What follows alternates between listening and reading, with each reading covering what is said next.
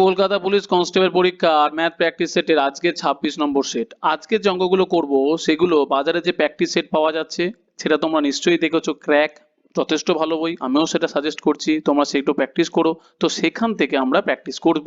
তারপরে আমাদের যে টেলিগ্রামে যে কোশ্চেন থাকে বা তোমাদের স্টুডেন্টদের যে কোশ্চেন থাকে সেগুলো সলভ করব। তাহলে প্রথমে দেখো যে প্র্যাকটিস সেটে যেভাবে কোশ্চেন গুলো আছে মানে একদম পরীক্ষার মতো করে আমরা করব, মানে পরীক্ষার হলে ধরো এই কোশ্চেনটা পড়েছে, যেহেতু এটা প্র্যাকটিস সেট থেকে নিচ্ছি তাহলে পরীক্ষার হলের মতো করে আমরা সেটাকে অ্যাপ্রোচ করব। দেখো 3/5 চৌবাচ্চার 3/5 অংশ 10 মিনিটে ভর্তি করে, তার মানে 3/5 অংশ 10 মিনিটে, এক অংশ কত 10 ভাজিত কত উল্টে যাবে, উল্টে যাবে মানে কত হয়ে যাবে 5/3 মিনিটে। এবার যে বাকি অংশ, তাহলে 3/5 অংশ হলে বাকি অংশ কত হয় 2/5 অংশ, তাহলে 2/5 অংশ হলো 2/5, তাহলে 5 5 কেটে গেল, তাহলে 10 গুণে কত 20 3 মানে হচ্ছে কি 6 × 1 = 2/3 মিনিটে, ব্যাস 6 × 2 = 2/3 মিনিটে, ব্যাস হয়ে গেল আনসার। তাহলে পরীক্ষার হলে আমরা কিভাবে করব, তোমাকে অঙ্ক বুঝে মানে চোখ দেখা মাত্রই তোমাকে পেন চালাতে হবে, ব্যাস এটা হলো। একটি আয়তাকার জমি দৈর্ঘ্য প্রস্থের অনুপাত এত। দেখো তুমি যাদের এখনো সেই কনসেপ্ট লেভেলে পৌঁছাওনি যে কোশ্চেন দেখে অ্যান্সার চুজ করা, কিন্তু যাদের পেন এখনো ধরতে হয় তো কোনো অসুবিধা নেই, সময় অ্যাভেলেবেল আছে একদম। তোমরা পড়ার সাথে সাথে সঙ্গে সঙ্গে পেন স্টার্ট করে দেবে। দৈর্ঘ্য প্রস্থের অনুপাত এটা, কেবল কর্ণের দৈর্ঘ্য দেওয়া আছে, আমাকে বলো কর্ণ মানে কত। কর্ণ মানে হচ্ছে কি √, দৈর্ঘ্য স্কয়ার প্রস্থ স্কয়ার, তাহলে দৈর্ঘ্য বলতে কত 7, তাহলে হয়ে গেল 7x² প্লাস কত 5x তার স্কয়ার ইজিক্যাল টু কি হবে না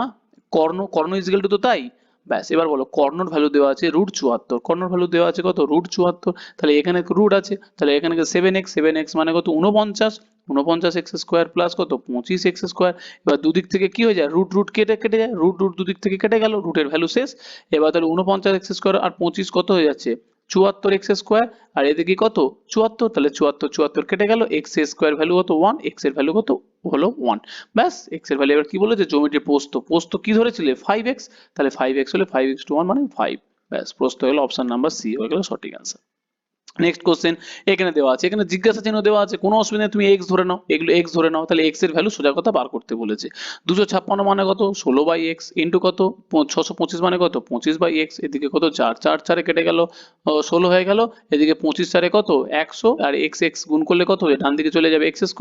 x হয়ে গেল 10, ব্যাস হয়ে গেল অপশন নাম্বার সি হলো অ্যান্সার। এরপরে তুমি দেখো 7% সরল সুদের হারে 12,000 টাকা এমন দুটি অংশে ভাগ করা হয় যে 1 বছর এবং 2 বছর পর তাদের সুদের পরিমাণ সমান হয়। তার মানে 1200 টাকাটাকে দুটো ভাগে ভাগ করেছে, একটা ধরে নাও এক্স ওয়াই ভাগে ভাগ করেছে, প্রথমটাতে কি হবে সুদ বলেছে মানে সিম্পল সরল সুদ, মানে দুটোর ক্ষেত্রে কি আছে না সিম্পল ইন্টারেস্ট দুটোর ক্ষেত্রে সমান আছে। তাহলে প্রথম ক্ষেত্রে দেখো PRT/100, আমরা কি জানি PRT/100, কিন্তু তুমি তো পরীক্ষার হলে PRT/100 করবে না, তুমি করবে P মানে বলতে তুমি ধরে নাও দুটো অংশে, একটাকে এক্স প্রথমটাতে কত 7% আর পরেরটাতে কত এই 1 বছর, টি বলতে 1 বছর হ্যাঁ কিনা ইজিক্যাল টু পরেরটাতে কত y%, y বছর, y বছর বলতে মানে 1200 টাকাটাকে y ভাগে ভাগ করেছে, এবারে কত 7%, দুটোর ক্ষেত্রে সুদের হার সমান ইন্টু কত টাইম, পরেরটার ক্ষেত্রে 2 বছর। এবার প্রশ্ন হচ্ছে কি যারা একটু অ্যাডভান্স চলে গেছে সে কিন্তু 7% বসাবে না, কেন বসাবে না, কারণ দুটোর ক্ষেত্রে সমান হলে সেই 7% কেটে যায়, ব্যাস কেটে গেলে তাহলে x/y ইজিক্যাল টু কত হলো 2/1, মানে x এর ভ্যালু 2 টাকা আর y এর ভ্যালু কত 1 টাকা। এখানে কি বলেছে যে ছোট অংশটি কত, তাহলে ছোট অংশটা মানে কত 1 ভাগ, তাহলে ছোট অংশটা 1200 টাকা 12,000 টাকা ইন্টু ছোট মানে কত 1 ভাগটা 1 ভাগ, টোটালটা কত 3 ভাগ, ব্যাস হয়ে গেল 3 4, তার মানে হয়ে গেল 4000 হলো answer option C. Next question দেখো এখানে কি বলেছে এক্স ওয়াই জেড এত অনুপাত দেওয়া আছে, তার মানে এটাকে ছবি আকারে দেওয়া আছে, তার মানে এটা কি স্ট্রেট সরলরেখার গোটাটার মান কত মানে x plus y plus z, এদের মান কত, এদের মান হয়ে গেল 180 ডিগ্রি। ব্যাস এরপরে কি বলেছে যে ওয়াই এর মান কত, ওয়াই এর মান কত 4 ভাগ, তাহলে ওয়াই এর ভাগ 4 হলে গোটাটা 5 4 9 9 আর 6 কত হচ্ছে 15, ব্যাস একদম হয়ে গেল। আমার যেহেতু ওয়াই বার করতে বলেছে ওয়াই এর ফ্র্যাকশনটা বার করব, ব্যাস 15 আর 12 তে 180, 12 4 কত 48 ডিগ্রি, ব্যাস হয়ে গেল। তো এই জিনিসগুলো কিন্তু নর্মাল আসবে, এইরকম টাইপেরই কিন্তু আসবে। এবার কি বলেছে পি কিউ আর 98 ডিগ্রি, মানে পি কিউ আর বলতে এটা দেওয়া আছে 98 ডিগ্রি। এবার হচ্ছে আর এস পি মানে এইটা বার করতে বলেছে, পরীক্ষার হলে এই কোশ্চেনের ওপরই তোমরা করতে থাকবে, ব্যাস আর এস পি, তার মানে বৃত্ত বৃত্তস্থ চতুর্ভুজ, এটা কি বৃত্ত, আর বৃত্তস্থ চতুর্ভুজে আলটিমেট কি হয়, বিপরীত কোণগুলো মান বিপরীত কোণের সমষ্টি কি হয় না 180 ডিগ্রি হয়। ক্লিয়ার? তার মানে এইটা যদি আমাদের 98 হয়, একটা 98 ডিগ্রি আর একটা কি আছে প্লাস এক্স ধরে নিলে, তাহলে কত 180 ডিগ্রি, তার মানে এক্স এর মানও কত বিয়োগ দিয়ে দিলে 82 ডিগ্রি। ব্যাস, অপশন নাম্বার সি হলো সঠিক অ্যান্সার। ব্যাস, বোঝা গেল। তো এই পর্যন্ত তো গেল আমাদের একটা প্র্যাকটিস সেট থেকে অঙ্ক নিলাম। এরপরে চলে যাব আমরা কিসে না স্টুডেন্টের পাঠানো কোশ্চেন। তুমি দেখো এই কোশ্চেনটা মুখে মুখে হয়, অপশন দেখে হয়, সিম্পল ব্যাপার, ইংরেজিতে আছে বলে হয়তো বুঝতে পারোনি। এক টয় কার ওয়াজ সোল্ড এট এ লস 60, মানে 60 টাকা বিক্রি করে তার কিছু টাকা লস হয়েছে, সোজা কথা। মানে এই টাকাটা কিন্তু বিক্রয় মূল্য। বলছে হ্যাড ইট বিন সোল্ড 81, যদি সে 81 টাকায় বিক্রি করে, তার মানে the gain would have been 3/4 of the formal. তার মানে কি, মানে যে টাকা তার লাভ হবে সেটা তার লসের 3/4 অংশ। মানেটা বোঝা গেল? তার মানে ফর্মাল লস বলতে যে টাকাটা লস হয়েছিল, প্রথমে তো তার লস হয়েছে, লসের 3/4 অংশ তার হচ্ছে কি লাভ হবে। তুমি আমাকে বলো একটু সিম্পল জিনিস, 60 টাকায় প্রথমে বিক্রি করেছে, তারপরে 81 টাকা বিক্রি করেছে, তার মানে তার প্রকৃত ক্রয় মূল্য নিশ্চয়ই এদের দুজনের মাঝখানেই হবে, তবে না এ হবে, তাহলে এদের দুজনের মাঝখানেই হবে। তো 81 অপশন দেওয়া আছে, এই অপশনটা তো কোনোদিনই হবে না, কারণ এদের মাঝখানেই হতে হবে, তবে না লাভ ক্ষতির মাঝখানে থাকবে। এবারে তুমি আমাকে বলো অপশন দেখে করো। আমি প্রথমে বলবো অপশন, তারপর আমি প্রসেস করে দিচ্ছি। তুমি এখানে 60 টাকায় বিক্রি করেছে, তারপরে 72 টাকাটা তার কি হয়েছে কস্ট প্রাইস বলেছে, তার মানে তার লস কত বলো তো প্রথমটার ক্ষেত্রে।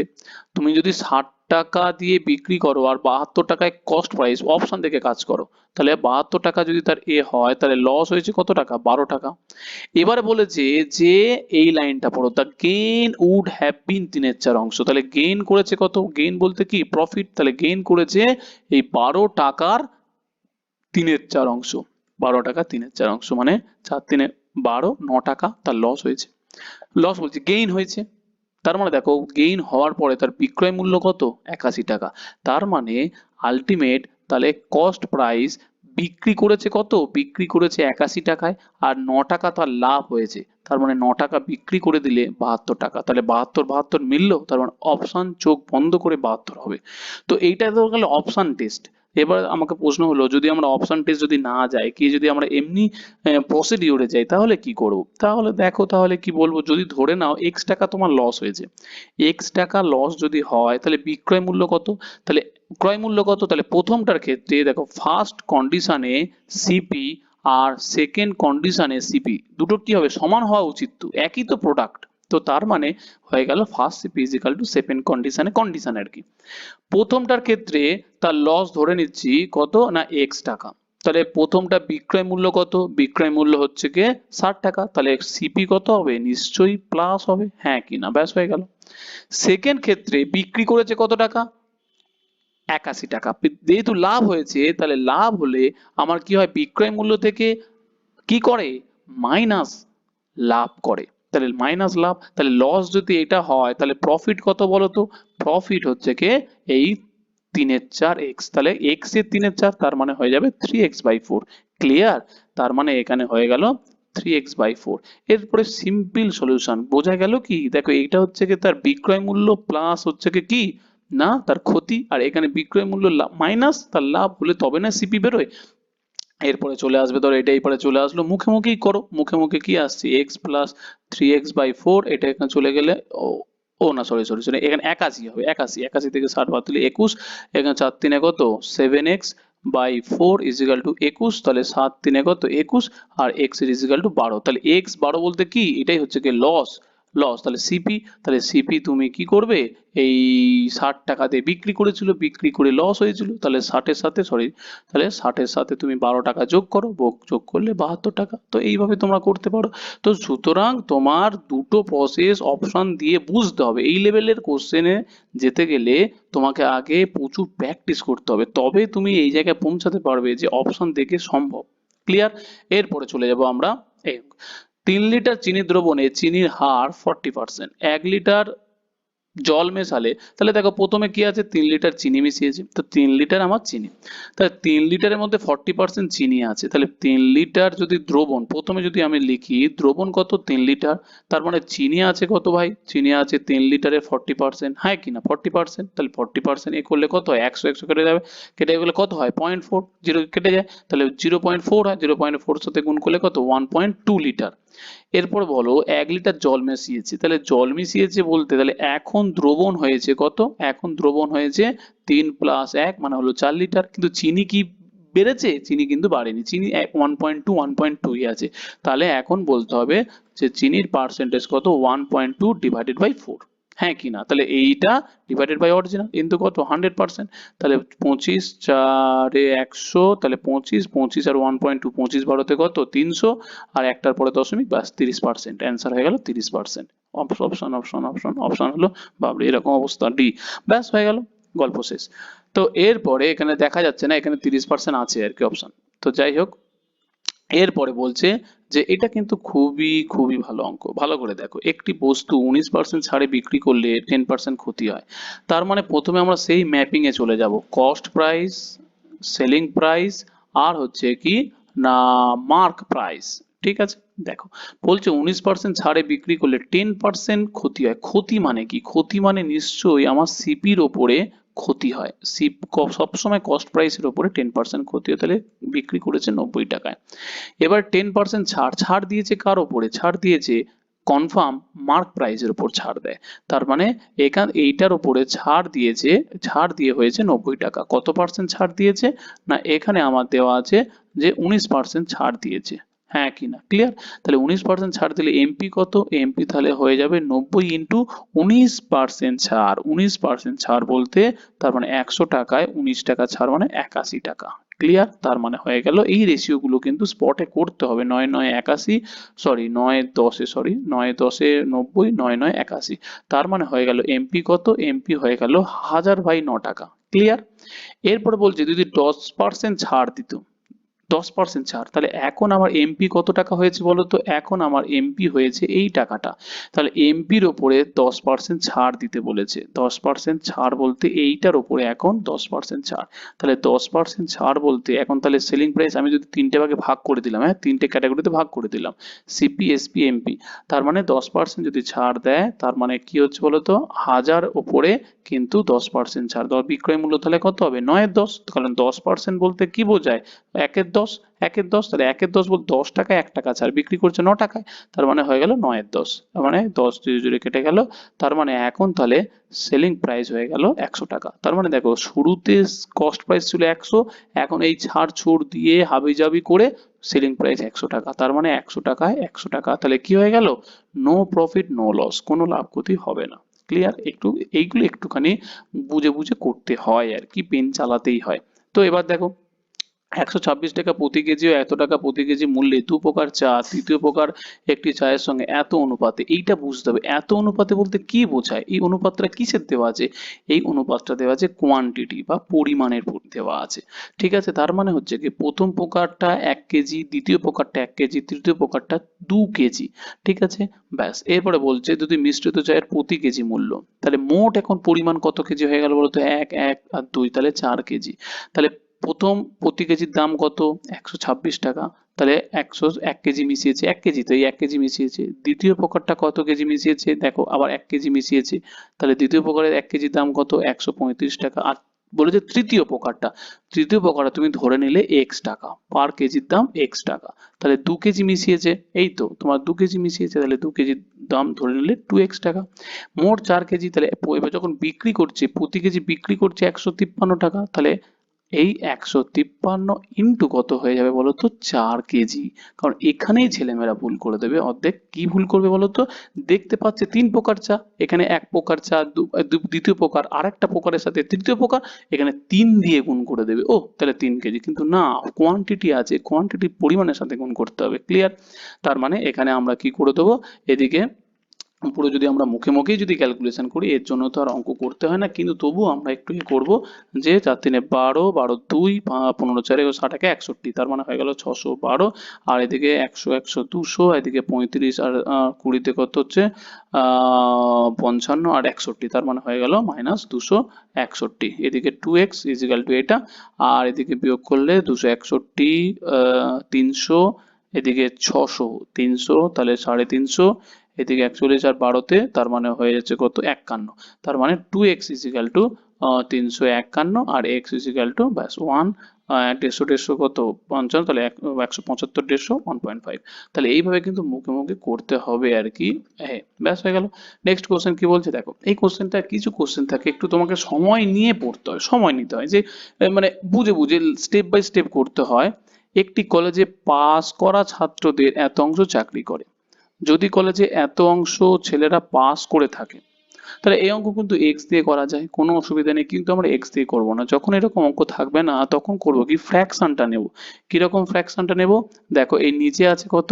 4, 4 এর 5, নিচে আছে কত 1 এর 4, নিচে আছে কত 3, তখন আমরা করব কি এই 3 4 5 এর এলসিএম করব। এলসিএম কত না 60, তার মানে আমরা করব টোটাল স্টুডেন্ট, আমরা করে নেব কত টোটাল স্টুডেন্ট 60 জন। এবার পাস করেছে, তাদের চাকরি করে, তাই তো। এবার চাকরি করতে গেলে তাকে পাস করা স্টুডেন্ট করেছে, পাস করা, তার মানে আগে আমাদের পাস করা কতজন করেছে, দেখো 1 এর 4 অংশ ছেলেরা পাস করে, তার মানে আমরা লিখবো ছেলেরা পাস করে কতজন না 60 ইন্টু 1 এর 4 মানে হলো 15, তার মানে 15 জন আমাদের ছেলেরা কি করছে পাস করছে। ক্লিয়ার। এরপরে আমাদের কি বলছে যে পাস করা ছেলেদের 4 এর 5 অংশ চাকরি করে, তাহলে ছেলেদের চাকরি করে কতজন, চাকরি করে আমাদের হয়ে যাচ্ছে কত না 15 জনের 4 এর 5 অংশ। হ্যাঁ কি 4 এর 5, হ্যাঁ, তাহলে 5 3 15, তাহলে 12 জন হচ্ছে কি চাকরি করে, ছেলেদের চাকরি করে 15 জন হয়ে গেল। এবার বলছে ছেলে মেয়ে মোট উভয় মোট এত অংশ চাকরি করে, তার মানে উভয় কি করছে, উভয় চাকরি করে, চাকরি করে, তাহলে কত না 2/3 অংশ, তাহলে 2/3 অংশ বলতে 60 জনের 2/3 অংশ, তাহলে 20 20 দুগুণে 40, তাহলে 40 জন চাকরি করে। এরপরে বলছে যে মোট বেকারদের মধ্যে ছাত্রদের অংশ কত অংশ বেকার, তার মানে এখানে লিখেছিলাম ছেলেদের পাস চাকরি করে, তাহলে চাকরি করে 12 জন, তাহলে 15 জন যারা পাস করেছে, পাস করা তাদের মধ্যেই তো বিচার হচ্ছে, যারা ফেল করে তাদের তো গল্পই আসে না, তার মানে এটা হচ্ছে কি 15 জন পাস করেছে, তার মানে চাকরি করছে এতজন, তাহলে ছেলেরা ছেলেরা চাকরি করে না বা ছেলেরা বেকার, বেকার কতজন বলতো, বেকার তাহলে 15 - 12 মানে হলো 3 জন বেকার, হ্যাঁ কি না। এবার বলছি উভয় ছেলে মেয়েদের মধ্যে উভয় জন চাকরি করছে 40 জন, তাহলে উভয়ের মধ্যে উভয় কি করছে না বেকার, তাহলে কত হবে বলতো, উভয় বেকার, তাহলে উভয় বেকার, তাহলে কত না আমাদের এই 60 জন তো টোটাল স্টুডেন্ট ছিল 60 জন, সেখান থেকে 40 জনই বলছে চাকরি করে, তার মানে উভয় বেকার কত, উভয় বেকার হলো আমাদের 20 জন। ব্যাস। এরপরে বলেছে যে বেকারদের মধ্যে, তাহলে বেকার টোটাল বেকার আমার হচ্ছে কি কি টোটাল উভয় বেকার 20 জন, আর ছেলেদের বেকার কতজন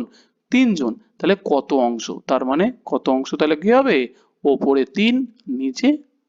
20, তাহলে এই বেকারদের মধ্যে কতজন বলেছে, তাহলে হয়ে যাবে 3/20, ব্যাস হয়ে গেল 3/20, এইটা হয়ে গেল আমার অ্যান্সার। যদি বলতো পার্সেন্টেজ কত শতাংশ, যদি বলতো পার্সেন্টেজ চাইতো 3/20, তাহলে 3/20 বলতে কত, তো 1/20 বলতে আমার কি বোঝায় 5%, 3/20 বলতে 15% যদি পার্সেন্টেজ হতো। এবার বলেছে দেখো কোশ্চেনটা বুঝতে হবে যে বেকারদের মধ্যে বলেছে, যদি বেকারদের মধ্যে না বলে যদি টোটালদের মধ্যে বলতো, তাহলে টোটালের মধ্যে বলতে ফেল করেছে সরি চাকরি করছে না বেকার, বেকার কতজন 3 জন, আর টোটাল তাহলে কতজন 60 জন, তখন হয়ে যেত কিন্তু 3/60, বুঝতে হবে কিন্তু 3/60 বলতে 1/20 হয়ে যেত, সরি 1/20 হয়ে যেত। তাহলে যেহেতু আমার বেকারদের মধ্যে বলেছে তাই 3/20 হলো, কারণ বেকারদেরও 20, তাই 20 হয়ে গেল। যদি বলতো টোটালের মধ্যে কত অংশ বেকার, তখন কিন্তু হয়ে যেত এই 1/20 বা 3/60 হলো, কারণ টোটালের ওপরে বিচার তখন হতো। তো এইভাবে কোশ্চেন একই হলেও কি জিনিস চাইছে তার উপরে কিন্তু আমার অ্যান্সার চেঞ্জ হয়ে যাবে।